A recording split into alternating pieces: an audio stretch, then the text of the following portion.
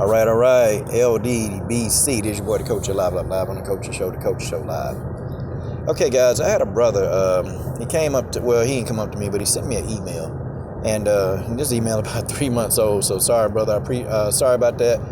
I'm just so busy, man. And I just kind of happened to see this email. And, he said, Coach, I got an ungrateful woman and my kids are, they're ungrateful. Coach, what do you do to deal with ungrateful people in your life? And first of all, I'm going to tell you something, brother. Anybody that's ungrateful, they're not in my life, okay? When you have ungrateful people in your life, man, they affect you. They affect your quality of life. See, I'm going to tell you something, brother. Ungrateful people, they have three things in common. And I don't care if you look at anybody ungrateful, they share these same qualities. Number one, they lack discipline. Number two, they lack hustle. They don't have any grind. And number three, they lack patience, okay? Everybody ungrateful, they have these three qualities. They don't have any patience, they don't have any hustle or grind, and they definitely don't have no discipline. Okay, that's what a person who's ungrateful they have. And so this is who you're dealing with. You see, you probably have those qualities, and that's why you're where you're at in your life. Okay, you're willing to go do those things, but an ungrateful person, they're not willing to go do what's necessary.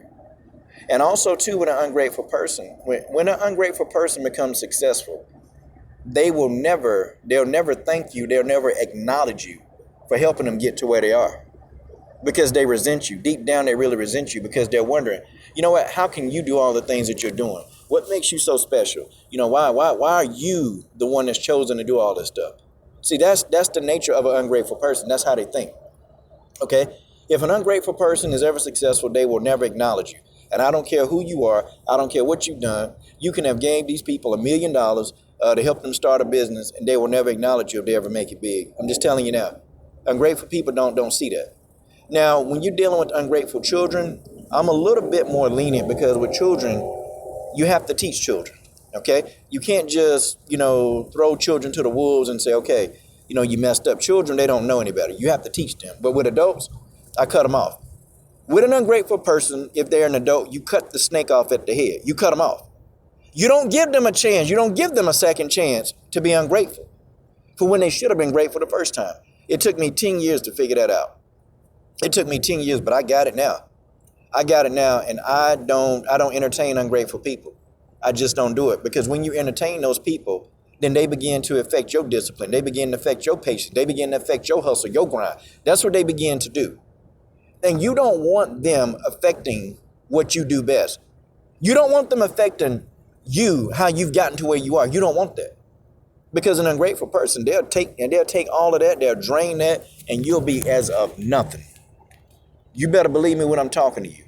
And see, you're going to have people listen to this video. They're going to think they know everything, and they're going to think that they got the answer. And I have people that always respond to videos acting like they know what I'm talking about, like they just got the answer, but really they just like you, they just like me. They don't know nothing, okay? But if you listen and if you apply this, I'm going to tell you, you're going to be happy. Okay, you'll be happy. I'm going to tell you a story. I tell you what, I've had so many ungrateful athletes pass my gyms. I think in my 20 plus years of coaching, I think I've had between 700 to about maybe 800 different kids sign full letter intents of scholarship. Okay. And I got one request that I ask each one of them. And that one request is, listen, you give back. Okay. I just want you to give back, okay, to people. Give back to the same kids that, when you were in that gym, the people that were older than you, they came back and they gave back to you. Okay. That's all I want for 45 days. For 1.5 months. I just want you to come back the summer of your freshman year. Come back and give back. Okay. Work with a couple of kids for me. That's all I want you to do. That's it. Do you know that I'll tell you less than 2% of those people that sign scholarships? Those people don't come back because deep down they resent you. They don't respect your craft. They don't respect what you do. Now, I've had some kids actually go and make it big, and they'll donate equipment to kids. They'll donate it. But then you'll have some kids that'll just donate used stuff that they can't use anymore, stuff that they used it when they was kids, and they gonna donate that crap to kids. They're gonna give them used stuff, and they got money. But that show you the quality of the individual. And I just look at them and I tell them straight up, and I'm like, listen, no disrespect, okay? I told this one dude this. I said, no disrespect. You're gonna give somebody a pair of shoes that's damn near 8 years old. That's 8 years old. Okay. You're gonna now listen. Here's what I'm saying. I'm not saying that the fact that you giving is the thought that count, but did you think before you gave this? You're gonna give somebody a pair of shoes that's 8 years old. Would you appreciate something that somebody gave you that was I can see if there were no other pairs of shoes in the world to wear. But I said, would you appreciate somebody giving you a pair of used shoes that's 8 years old? I can understand if it's equipment that you don't have to wear, equipment, like things like that. Yeah, I get that. That's doable. But clothes, 8-year-old clothes, and you gonna give it to them? Okay, but that shows you the character of a person. It shows you their character. Okay, and ungrateful people, they don't have character. But I tell you, less than 2% of those people, they've come back. I mean, they don't come back. They don't do anything because they don't have a respect. They're ungrateful. They're ungrateful.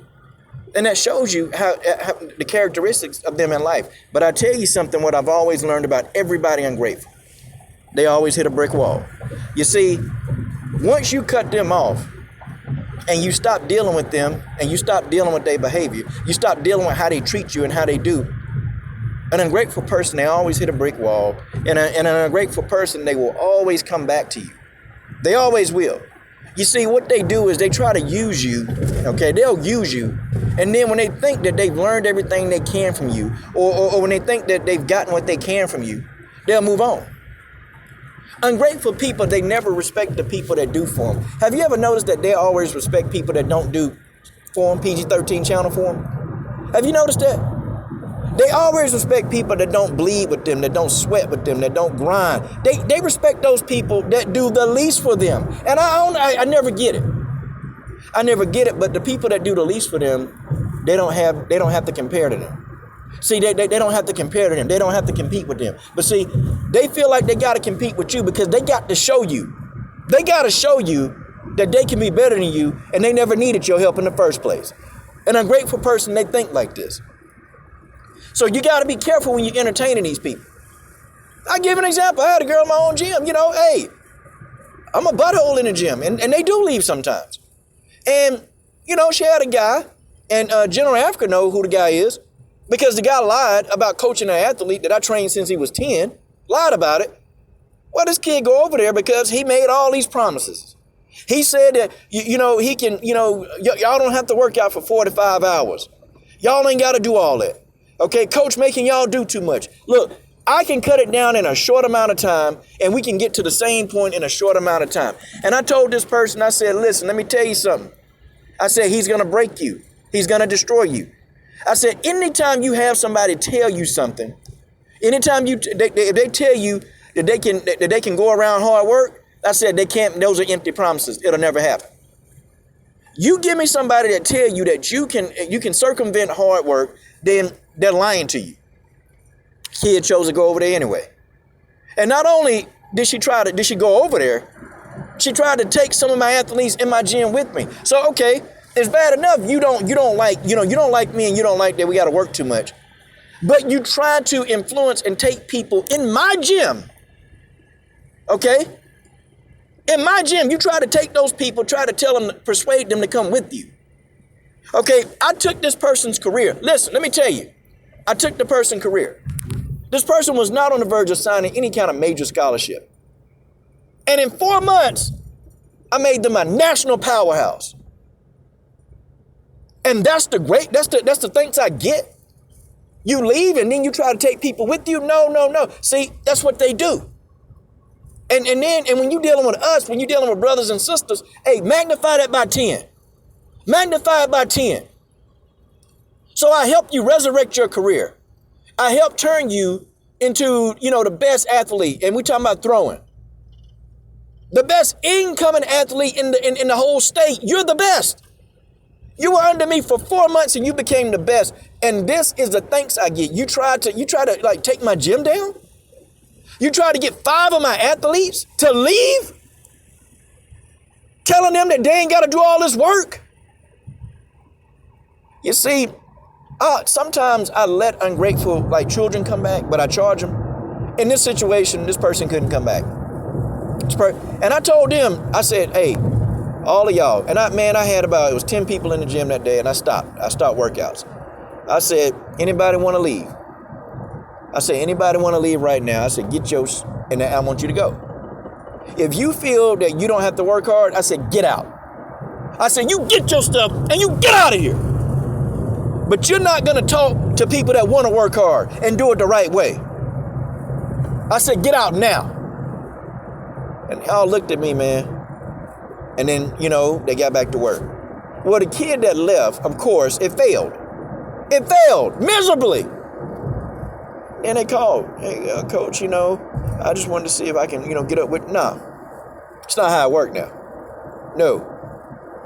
And because, if I'd have let her come back, guess what? Every other athlete that I have in my gym, you know what they would have did?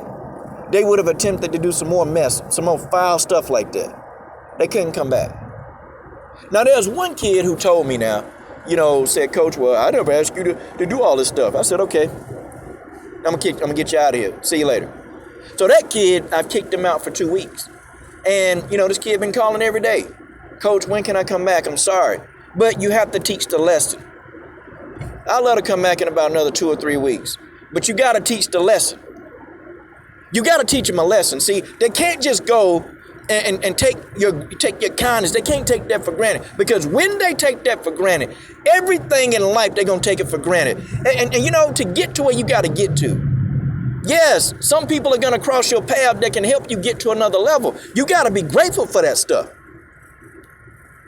And as for your woman, if your woman ungrateful for anything you do, you need to get rid of your woman. Bruh, it's 2021. You don't need to deal with no ungrateful woman. Are you serious? I wish I would have an ungrateful woman. Man, she better be telling me thank you. Thank you. If I did something for her that ain't nobody done, I don't even care how small it is. My woman better say thank you. And if I don't hear thank you, we got a problem. We got a problem if I don't hear thank you. You ain't finna tell me, oh, I ain't like this color. Oh, you didn't? Well, give it back. And there's this kid, he asked me, Coach, man, I really need some money, Coach. Listen, man, I need, man, just can you help me out? So he didn't give me an amount, so I gave him $60. Oh, Coach, man, as much as you be rolling, man, that's all. I only get $60. I said, oh, okay. I said, so you want more than that? Well, yeah. So I took my $60. I said, now you ain't getting nothing. I said, you don't get nothing now. Oh, man, Coach, that's effed up, man. I said, listen, you should have appreciated the $60 and said, thank you. And he didn't get the money. And I said, don't ever ask me again for nothing. You just cut that off. That's what y'all got to do. That's how you deal with them. You cut these ungrateful people off. You get rid of that ungrateful woman. And if you got ungrateful kids in your house, you cut them off too, and you teach your kids that being great. You take that phone. You don't go out and buy them the most expensive clothes, then they ungrateful to you. You take them shoes. You go buy them shoes that's inexpensive. You buy them inexpensive clothes. They're all your clothes because you bought the clothes. You provide the house. You take everything out of their room and you leave them in a room with a white wall. And you say, this is what you get to do. And I'll feed you. That's about all I do. And you're going to wear the clothes that I wear. You take them to Walmart and go let them wear some Walmart clothes. That's what you do to an ungrateful kid. That's what you do. You don't give when they don't appreciate. You don't give. And you let them be mad. And you let them get upset. You take the phone. As a matter of fact, I remember, man, my daughter, this was, man, when she was in the house. Now, my daughter grown now. I remember, man, she had a nerve to tell me, she said, well, she got Android. Well, my friend's got an Apple phone. I said, you know what, you're right. I said, you're right. She said, oh, I am? I said, yeah. I said, baby, you're right.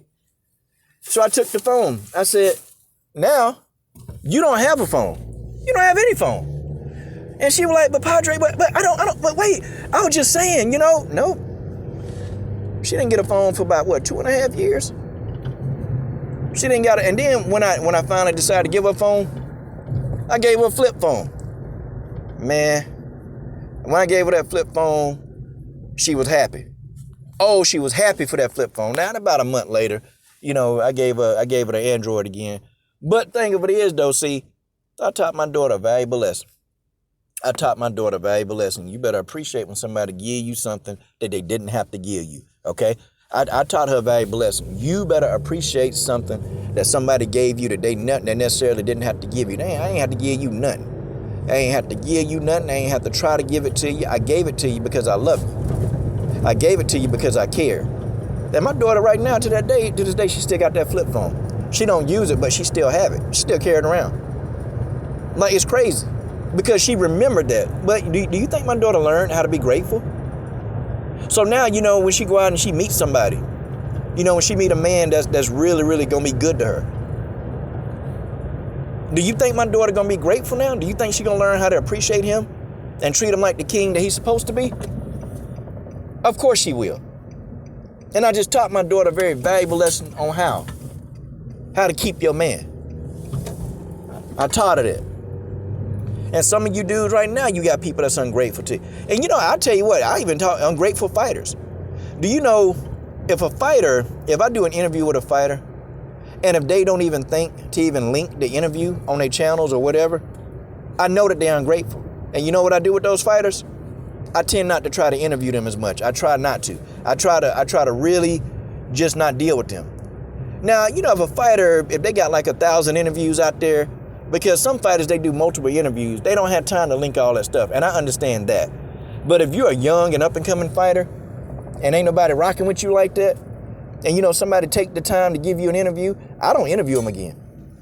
Have y'all noticed there's been some fighters on my channel that they don't come back? I don't reach out to them again for another interview. I don't even try to, because they don't take the videos and they don't take the interviews and they don't post the interviews to that. They don't do anything because they're ungrateful. They're ungrateful. They're ungrateful for what it is. I did an interview with the girl, Monica Shaklova. Man, she was so happy. Do you know that she was so happy? She immediately took that interview, and Monica Shaklova, she put it in her storyline on Instagram. I mean, Monica Shaklova was so happy. I mean, you would have thought it was Christmas time, man. The girl was she was so impressed with how the WMMA universe treated her. Man, this darn girl, I mean, she was damn near in tears. The actress, Chinyere Wenzuzu, she was so happy. Chinyere took the interview. She reposted the interview to her YouTube channel. Okay? Chinyere took that interview. She reposted the interview back to her YouTube channel. Okay? She put it on Instagram. She put it on Facebook. I mean, it's like she appreciated what the WMMA, she ain't even a fighter. But she appreciated that. Folks, I hope that helped you out. I hope that helps you out. Okay, guys, and you guys take care. Have a wonderful Sunday, and I'm done.